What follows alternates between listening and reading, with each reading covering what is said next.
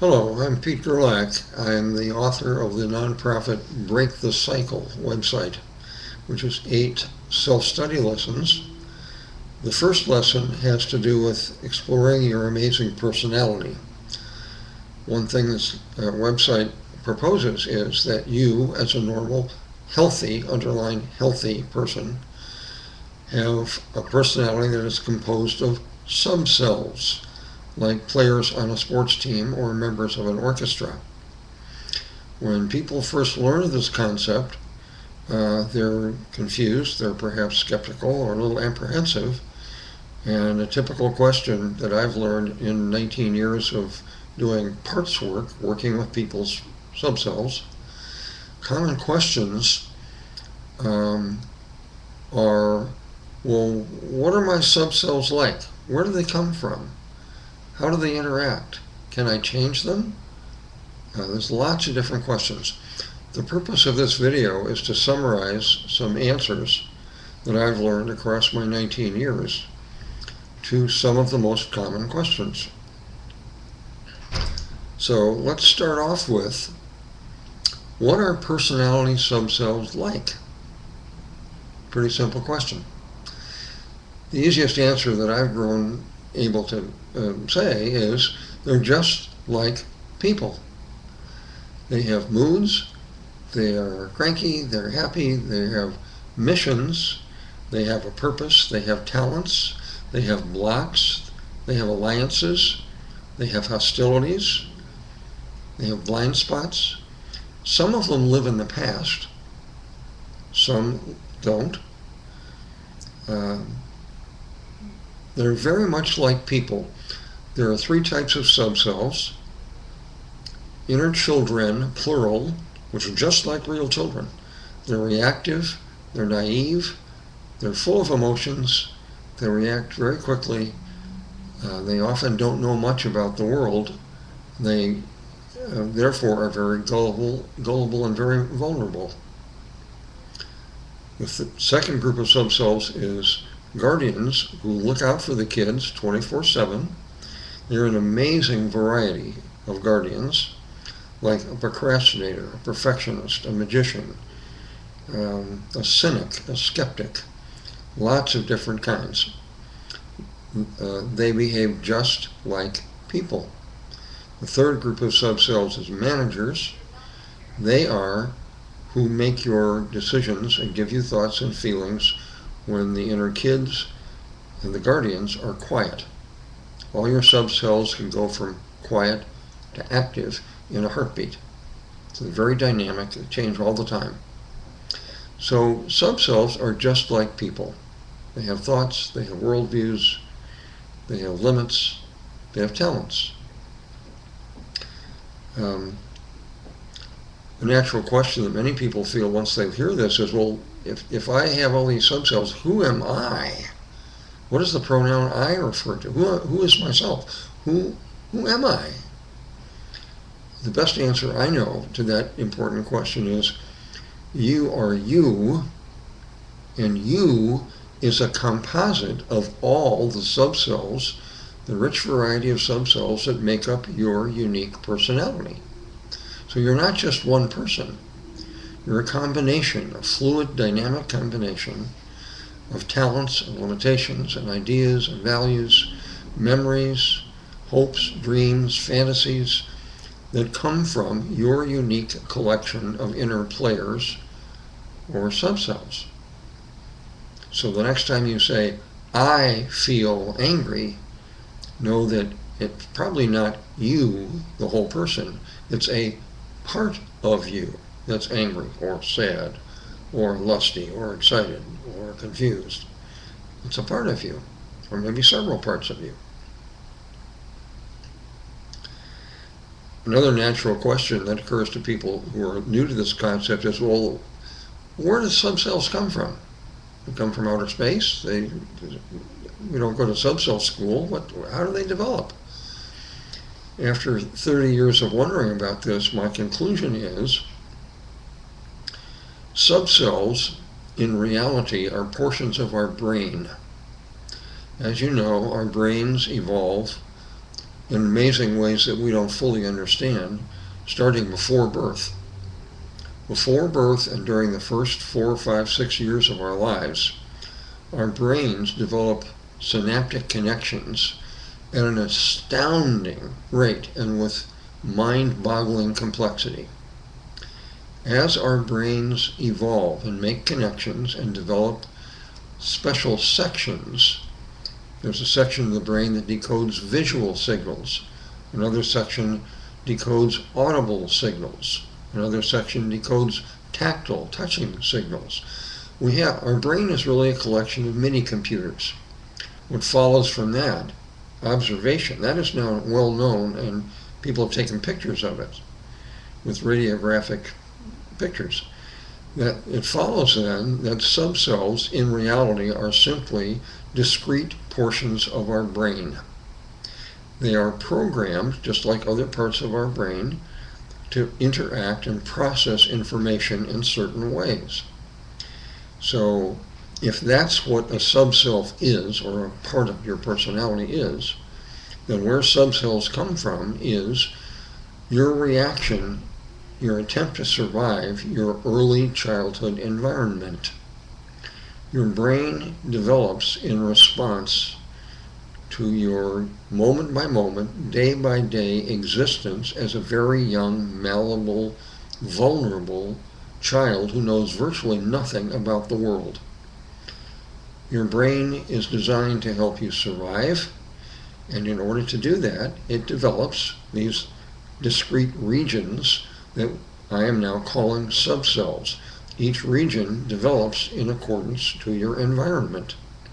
It develops a special talent, so you've got a group of brain regions, each of which bring you a different talent. That's my best guess, and it is a guess. I've seen no research to confirm this, so take it as you wish. Wherever subcells come from, there's no question they exist. This is an idea that's centuries old. Socrates was said to have said, I am beset by demons, D-A-E-M-O-N-S. Carl Jung, the famous psychiatrist, said, all humans, past and present, react according to archetypes. I now believe what he meant was subcells, personality subcells, which are true in human nature throughout the globe. So, how do they behave? Subcells behave just like people. They get angry, they're hostile, they're shy, they hide, they try to control, they link up and form alliances. They're just like people. When you and I, as whole persons, interact, we have a whole team of subcells that are dynamically interacting to each other. So you've got 25 active subcells, and I've got 14. So we have got a whole crowd of amazing, talented parts of our brain interacting with lightning speed below our consciousness. That's how subcells interact in a social situation. Many people, as they get to know this concept, will say, well, what do typical subcells want? Is there a pattern? My experience solidly over 19 years and talking with other clinicians like myself who have studied the same questions, the consensus, without any doubt, is your subcells want to help you. They mean well. There is no such thing, get this, there is no such thing as an evil or bad subself. Notice your reaction. Your cynic is likely to say, oh yeah, sure. How about serial killers? How about terrorists?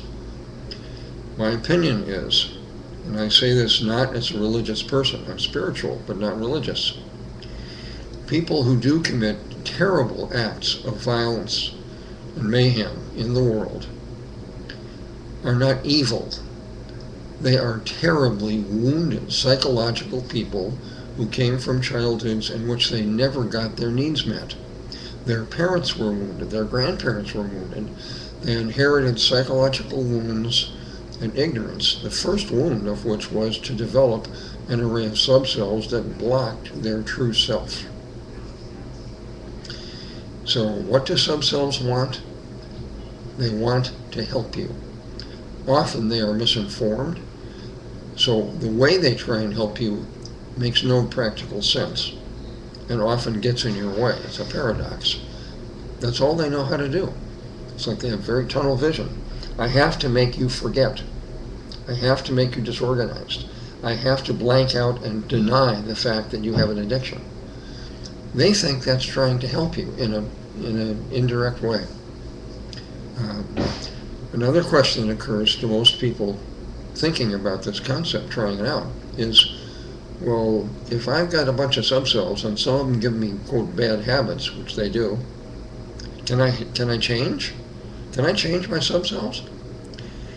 The resounding answer is yes. Large red letters, yes, you can change your subcells.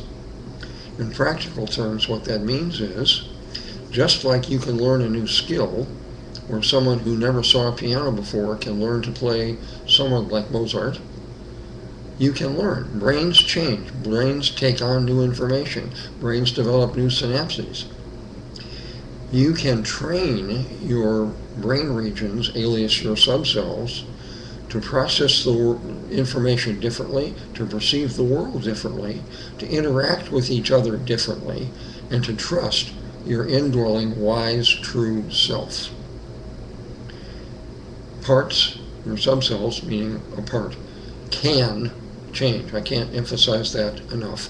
You can do this intentionally using a technique that anyone can learn called inner family therapy. Lesson 1 in my website shows you how to do this. Another question that the skeptical part or the cautious part of most people's personalities say is, well, I don't know, this all sounds great, but is there any danger? If I mess around with my subcells, can I get in trouble? Once again, 19 years experience and listening to other people, other therapists like myself, the resounding answer is no. Meeting your subcells, learning to harmonize them, under the leadership of your manager subcells, especially your true self, there is no danger. You cannot release some hidden, terrible aspect of your personality and turn you into a serial killer. You can't go into a catatonic trance. That will not happen. Subcells want to help you, and if you show them how to do it, they are usually enthusiastic once they trust you, which may take some time.